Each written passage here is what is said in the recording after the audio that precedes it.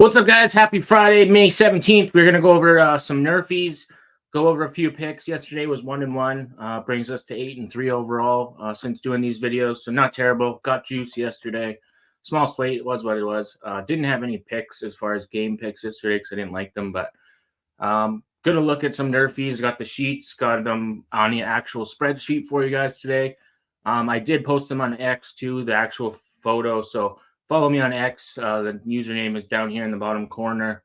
And let's get into it. Don't want to waste you guys' time. But if you want the actual pictures to zoom in on the sheets and see them better, go to X and you can see them. They'll be in a post there. Scroll down. They're not very far. So anyways, let's get into it. Let's go to the NRFI sheets and a couple picks.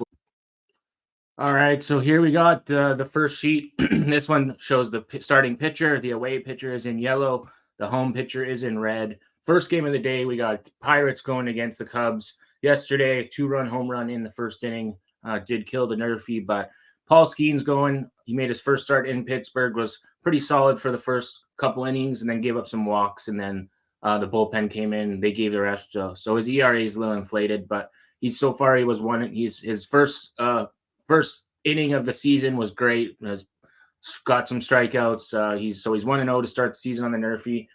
Kyle Hendricks on the other side, 5-1 overall this season, 1-1 at home. You can see a couple other ones. Jake Irvin with the Nationals, 6-2 overall this season, with Zach Wheeler's 9-0.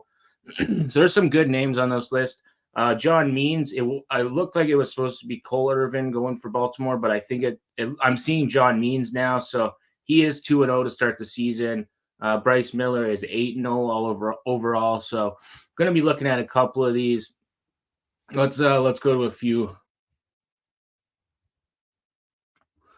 All right, this Pirates Cubs game. Paul Skeens, Kyle Hendricks. We are going to the no-run first inning here.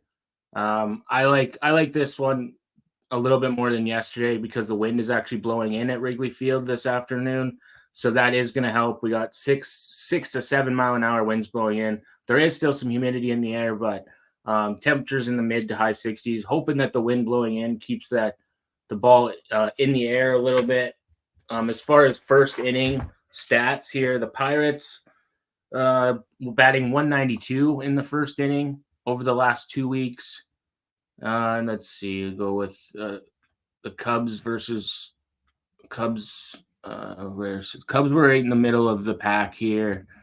I got them around batting about 265 over the last 2 weeks, but 22% K rate. So with Paul Skeens, they can definitely get strikeouts. I'm going back to the NRFI. It burned us yesterday, but hoping for 6 quick outs, wind blowing in, slower start to this game.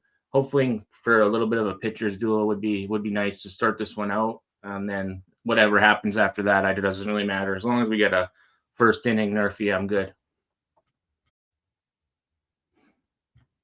All right, this Orioles Mariners game, we got Bryce Miller, like I mentioned, he's 8-0 so far. And if it is John Means, he's 2-0 so far too. So both pitchers hitting at 100% clip.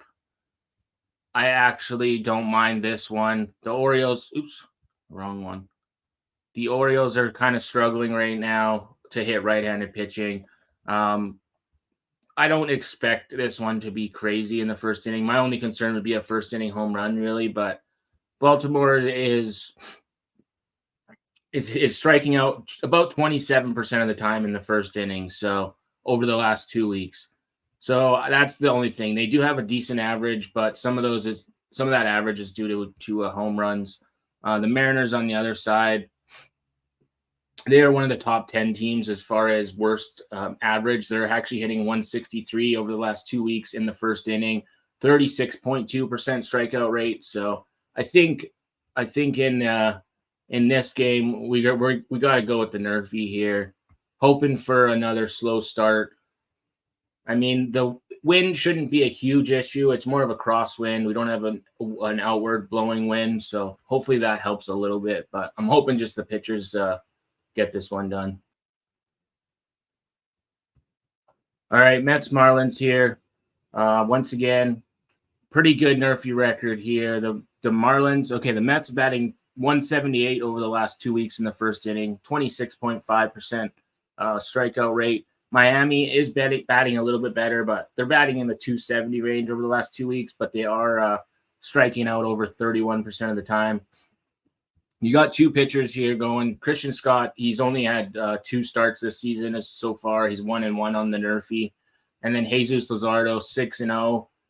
The Mets definitely struggle versus lefties. They're one of the worst teams versus lefties. So as long as Christian Scott can hold this one here, I'm going with the NRFI in this one. You can see his numbers are not bad. We can also see here, this is a different slide. The Mets, 11-8 as a NRFI on the NRFI as a team. Miami 17-6 at home. Both teams in their last 10 games are 6-4. Overall, the Marlins 34-11 on the season for a 76% hit rate. The Mets 32-11 on the season for a 74% hit rate. So I don't mind this one, honestly. The numbers say it's closer to a 50-50, but I think it's a little bit better. So in this Mets game, give me the NRFI and the Mets Marlins in the dome. We shouldn't have to worry about any weather. As long as Scott can get out of this one, I don't see the Mets scoring first. I think Luzardo can be all right here. So give me the NRFI and the Mets Marlins. All right, so here is the actual plays. Pirates Cubs no run first inning. Mariners Orioles no run first inning. You can see the odds that I found here. Try to find odds at least at that number or better. I wouldn't want to lay too much more juice than that on NRFIs, but Mets Marlins no run. So we got 3 plays. The only other one I was looking at as of right now was it was the Red Sox and the Cardinals. My only concern was that one was Gibson, because he's 4-4 on the season and 1-3 on at home. So Brian Bale on the other side, 6-0. He's 3-0 on the road. So the Cardinals are struggling offensively. So I was leaning towards that one. My only concern was Boston scoring in the first inning. They're hitting 280 over the last 2 weeks in the first inning, 24.1% K rate. They're eight. WRC is at 8, so they've created 8 runs in the first inning over the last 2 weeks.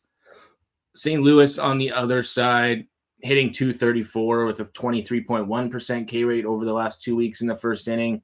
Pretty low isolated power numbers. They're not slugging heavily, so it's not.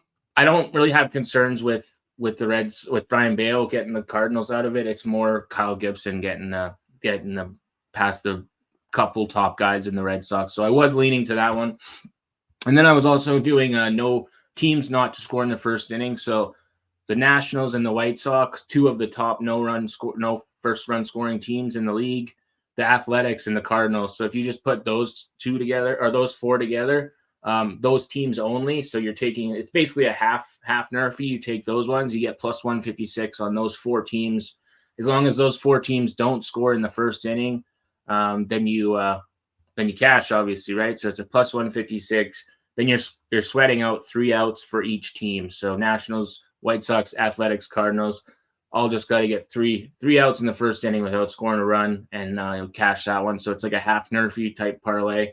So I'm going to go with that one. And like I said, the one lean that I was looking at was the Red Sox and the Cardinals. But like I said, Kyle Gibson is hit and miss. So as a team overall, Boston is 8-2 in their last 10 on as far as a NRFI. St. Louis is 9-1, and St. Louis overall in the season 35-8.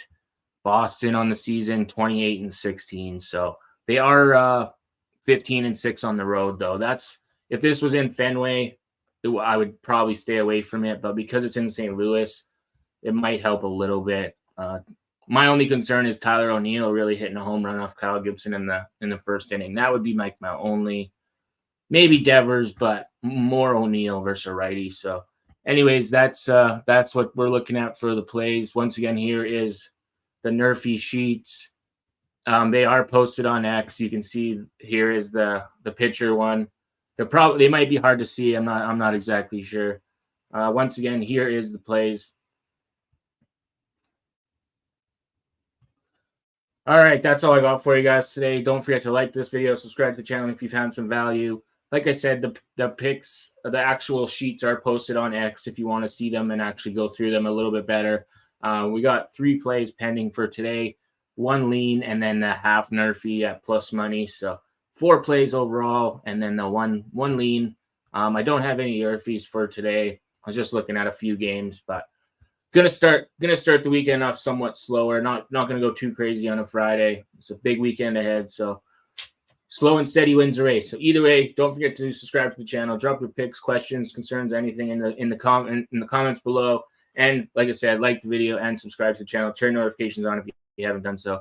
Anyways, thanks for joining me. I'll see you guys in the next video. Peace.